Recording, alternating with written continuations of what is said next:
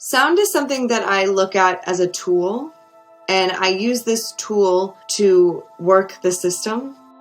But sound has also given me a way to kind of declare my position, my space, my way to be a member in society.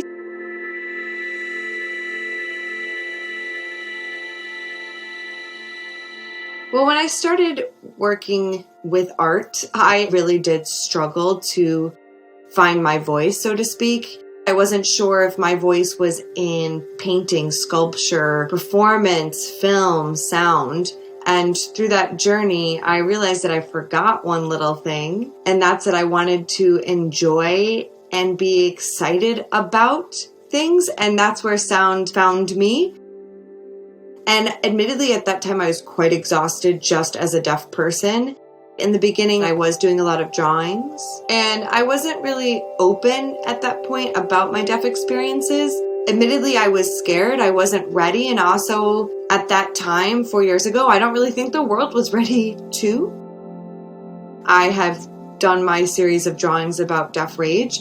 If you asked my younger self if I would ever draw something about deaf rage, I would say no way, but now I do, and now I'm actually going further and deeper. Since I was young, I've had a long-standing relationship with captions for obvious reasons. I grew up with subtitles, and what that means is they are texts that are directly from the script, and that's it. Whereas captions also include more details. They'll have the parentheses for sound cues, and that's intentional because of audience members like myself. And I was lucky when MIF, Manchester International Festival, reached out to me and asked me if I wanted to do something. And I thought, well, I'm just going to go for a moonshot, like I want to caption the whole city. And they said, absolutely, let's do it.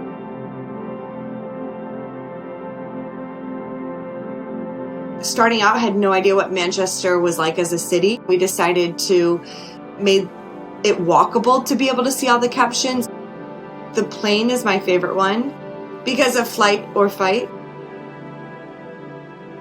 Another favorite one is the National Football Museum, and that caption is the sound of agreeing not to call it soccer. My other one is the sound of buildings try to fit in with history. It's this narrow building, and it's in an area where there's a lot of high-rises, and so it does look like the buildings are trying to fit in with history. It took me a long time to accept the word disabled, because at first I thought, well, I'm not somebody who's disabled.